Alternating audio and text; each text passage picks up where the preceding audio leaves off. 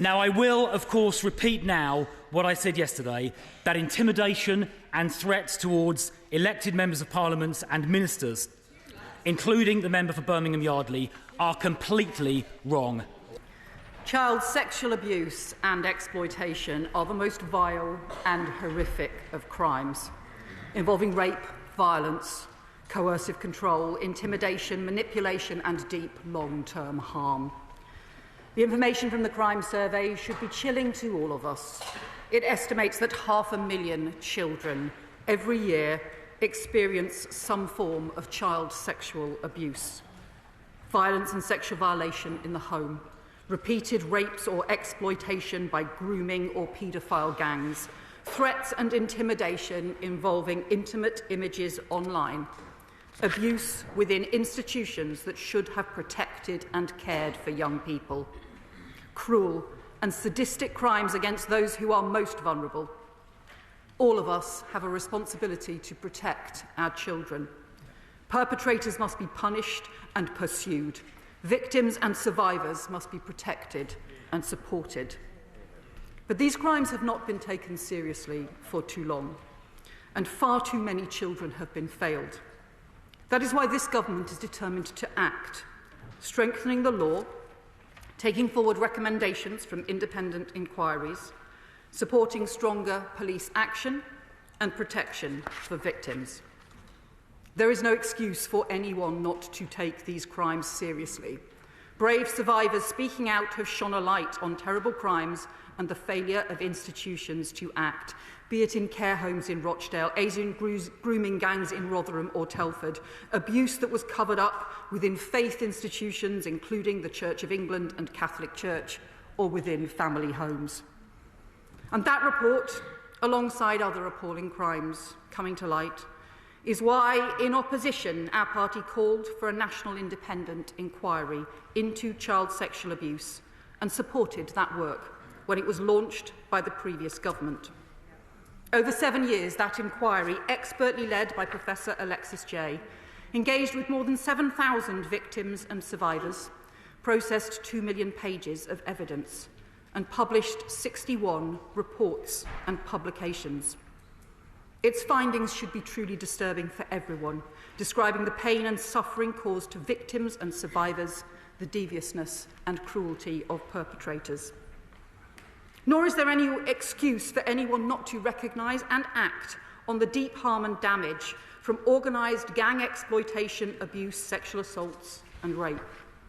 10 years ago, 2 reports by Alexis Jay and Louise Casey in Rotherham found that 1,400 children were sexually exploited, raped by multiple perpetrators, trafficked across other towns, abducted, beaten, threatened with guns, even children who had been doused in petrol, girls as young as 11 who were raped. And their reports identified then, a decade ago, a failure to confront Pakistani heritage gangs and, quote, a widespread perception that they should downplay the ethnic dimensions for fear of being seen to be racist. When those reports came out, those failings in Rotherham were condemned across the board by both government and opposition in this House. As I said at the time, it is never an excuse to use race and ethnicity or community relations as an excuse not to investigate and punish sex offenders. Hear, hear. And the then Home Secretary made clear cultural concerns and fear of being seen as racist must never stand in the way of child protection. The independent inquiry into child sexual abuse also ran a specific investigation strand into child sexual exploitation by organised networks. It ran for 2 years and produced a separate report in February 2022, which concluded that police forces and local councils were still failing to tackle this serious crime and set out further recommendations for change. But Madam Deputy Speaker, despite these different inquiries drawing up multiple recommendations, far too little has actually been done.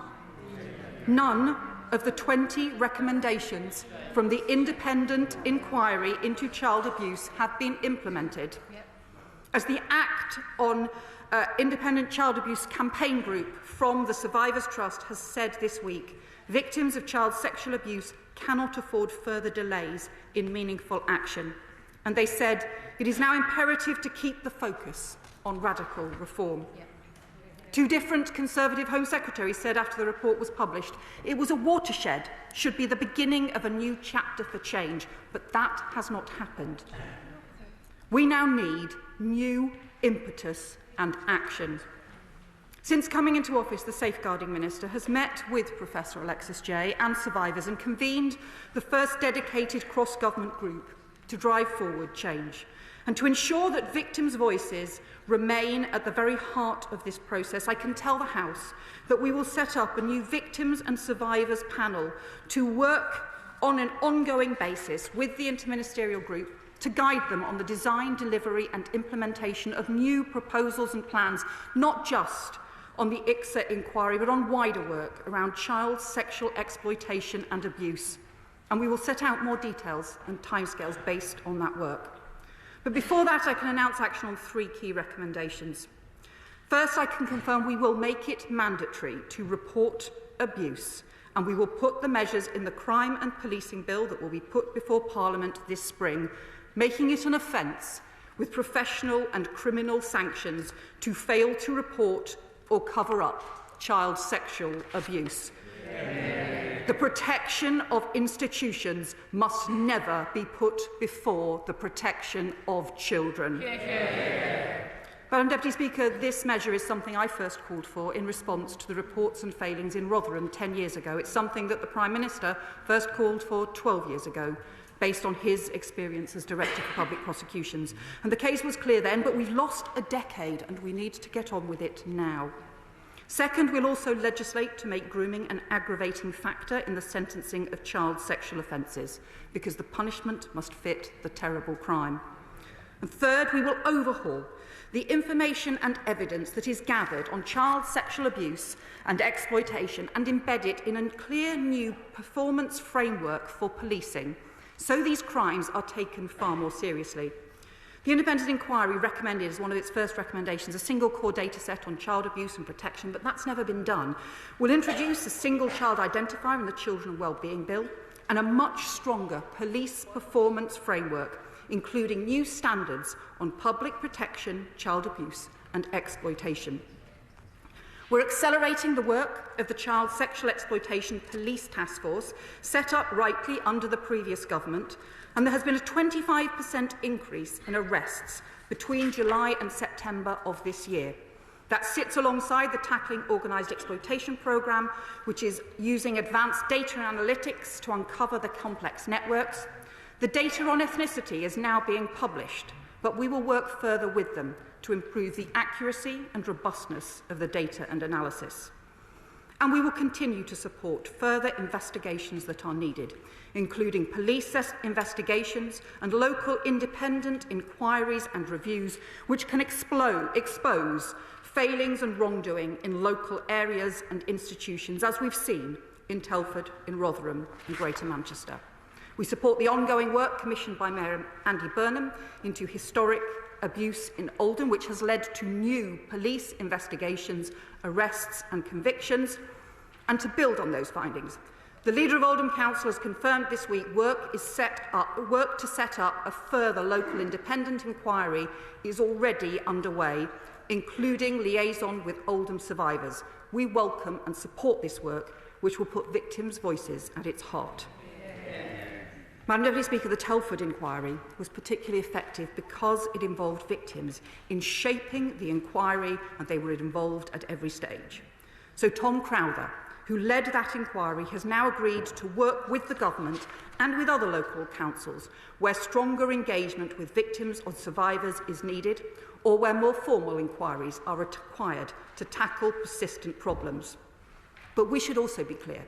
Wherever there have been failings or that perpetrators of terrible crimes have not been brought to justice, the most important inquiries and investigations should be police investigations to track those perpetrators down, to bring them before the courts and to get the victims the protection that they deserve.